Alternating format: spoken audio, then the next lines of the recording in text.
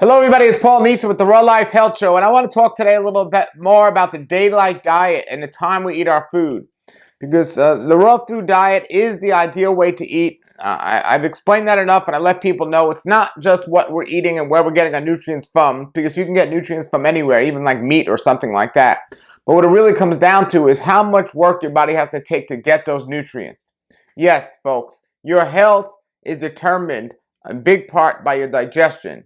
And you want your digestion to work as efficiently as possible. And one of the common ways we know that we're sick is when our digestion is not working as good as it can be. Constipation is one of the beginning signs of disease. I say that all the time. So how can we eat food that makes it the most digestible for our bodies? That's what we need to think about. And when we think about that, the answer, yes, from a food standpoint, will come out to eat the food with the enzymes in it. And that would be the raw fruits and vegetables. Cooking food over a certain temperature, 105 degrees, is going to start to destroy those enzymes in the food, making the food harder to digest. The harder your body has to work to get what it needs out of it, the harder you're going to work, the more rest you're going to need to get more sleep, and chances are you're going to undersleep. So overeating and undersleeping are two big common causes of disease. But what I said is to come down to digestion. We got to look at other aspects other than just the food we're putting in our body. When it looks at how much energy it's taking to use, because more energy is used in the process of food than any other function we do in our human bodies. So when we think about this and we think about the time we're eating our food, we are not nocturnal animals, folks. We don't get up in the middle of the night, or we're not built to get up in the middle of the night, eat, and expect our organs to digest that food as well as we would in the middle of the daytime. Now, that's what a lot of people are doing. They're eating late at night. They're eating before going to sleep, and that's creating the issue. The issues: insomnia, obesity, diabetes, and even cancer. By just eating late at night. It's the biggest common addiction we have today, is eating late at night. That's why I wrote my book called The Daylight Diet, eating during the daytime hours. But yes, in the summertime, it stays light till late at night. That doesn't mean it's okay. You know, step 2 and 3 of the daylight diet, after you get used to not eating when it's dark outside, is to start eating during normal hours like 9 to 5 or 9 to 6 in the summer. And giving yourself maybe 5 or 6 hours before you go to sleep. That doesn't mean to eat late and stay up later. That means to stop eating at a decent time. We look back at the disease rate in history and the types of disease that people had. And cancer was never mentioned the way it is today. Most of the disease today weren't even mentioned back then. But the one common thing is, or the one with not having as much disease, is people just didn't eat heavy foods late at night. Most people didn't even have electricity to eat food late at night. And the only ones that did were the kings of the castles that had thousands of candles to light up their castle. And those were the ones that were obese and sick and had anything close to the disease we have today. But the peasants that were working in the field and didn't have the electricity, and they were getting up real early to work, and they were eating when you could see the food during the daytime, they never had the disease that man has today. We start looking back the history of certain things, and we start looking at the connection between disease and eating late at night.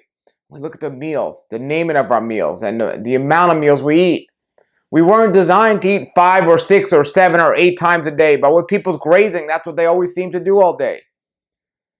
You know, people are so worried about putting on the weight, they go, well, I don't want my metabolism to slow down, so I got to eat many meals throughout the day. No, that doesn't give your body a chance to digest the last meal. Here's one of the many books I used in my research for the daylight diet. This is the rituals of dinner. Folks, dinner used to be at noontime. Did you ever wonder why your friends, at least I did, why my Italian friends in Brooklyn would eat dinner on Sunday at noontime? But every other day of the week they would eat it at the later in the afternoon and towards the evening, like most people do. Because everyone used to eat it at noontime. It meant to dine. But people got so busy during the week with work that they had to figure something else out, so they started eating later and later and later, and then they pushed their biggest meal towards the end of the day. And disease continued to set in. Anybody you know, monitor what they eat. I'm not talking about snacking. I'm talking about if you're eating, you're eating. They're probably not overweight and they don't have the same disease as people you know who eat late at night. Now, if you're one of those people that have eaten late at night your whole life and you don't have any issues, don't think you've escaped this. Don't think that, because it's still not a good thing to do, and it will catch up with you, so it's better to change now. And get rid of dinner. That's what I'm saying. Or at least change the time of dinner. Stop naming your meals. Count your meals. My first meal of the day, my second meal of the day, and my third meal of the day. And consider anything you put in your body a meal. Stop eating so much. Stop eating so much food and so often, and your health will change for the better. You want to eat raw vegan food? Yes, that's going to give you the most and use the least amount of energy to get it. If you want to eat heavier foods, cooked foods, breads, and meats, definitely you shouldn't be eating at nighttime. Eat it in the daytime so you have the whole day to work it off, burn it off. But you got to do something. They're saying if you keep doing the same thing and you expect a different result, that's a definition of insanity. And that's what a lot of people are doing. And you know what? The doctors aren't saying anything about diet or what they should eat. And even if they do, they never mention what time somebody's eating. Never. If a doctor says, well, you have high cholesterol, you got to stop eating these fatty foods and everything, they never mention, the people eating these things late at night or before going to sleep. I say there's something out there called late night eating disorder. Yes, people eat so much and so often late at night that doctors have called it a disorder, giving them an excuse to keep doing it. People say, well, I'm not hungry, but I got to eat. I have this disorder, my doctor told me. No. There's even something out there called sleep eating disorder. When people actually get up, they don't wake up, they get up, they sleep, walk over to the refrigerator, they eat without even knowing it, and then they go back to bed. From a health standpoint and a diet standpoint, there's only one thing I could think of worse than getting up in the middle of the night and eating and not knowing it. You know what that is? That's getting up in the middle of the night and eating and knowing it. And that's what so many people do on a regular basis. They eat before going to sleep. They might even have a snack in the middle of the night. It's not giving the body a chance to do what it was designed to do. The cleansing that takes place in the middle of the night, the blood is being cleansed. You don't have to spend thousands of dollars on some machine to cleanse your body when you have the greatest cleanser in the world, your blood. But you got to let it do its job.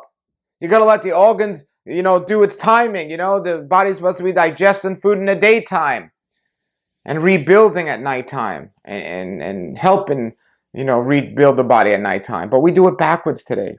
No, we should eat not right when you get up. You should eat your bigger meals earlier in the day, and you have the whole day to work them off. People do it backwards. They eat their big meal at the end of the day, and then they go to sleep. Some people eat so much they fall asleep at the table. We got to change what we're doing if we want to change the result. And the daylight diet, you should try it. It's not just about not eating when it's dark outside. It's about not eating during just like you work from 9 to 5. Try just eating from 9 to 5. Go 1 month trying to eat only between the hours of 9 a.m. and 5 p.m. Assuming you're getting up at a decent time. Let's say 7 o'clock, and you're going to sleep at, let's say, 10 or 11 o'clock. So you're getting your 8 hours of sleep, and you're not eating when you first get up, and you're not eating before going to sleep. Eat from 9 to 5. That gives you, if your last meal's at 5, and you're going to sleep at 10 o'clock at night, that gives you at least 5 hours of time to empty your stomach or your food to digest before you go to sleep. And even if you eat earlier, the better, and also what you're eating at that time. If you eat a much lighter food. So meat might take hours and hours to digest, where something like a fruit doesn't take that long, or a smoothie, or even a juice. Try it, folks. If you haven't read the Daylight Diet book, you can get it on my website, rawlife.com. And people still are not talking about the timing we're eating, and they need to, because this is so important. So important. And if you have read it and your life has been transformed by that, post it below the video. Let me know about some of the testimonials, because I hear them all the time, but let other people hear them now and post them below the video. All right, everybody. So check it out, Daylight Diet. Until then, have a great day. Put your questions below the video. Have a great day and a great raw life.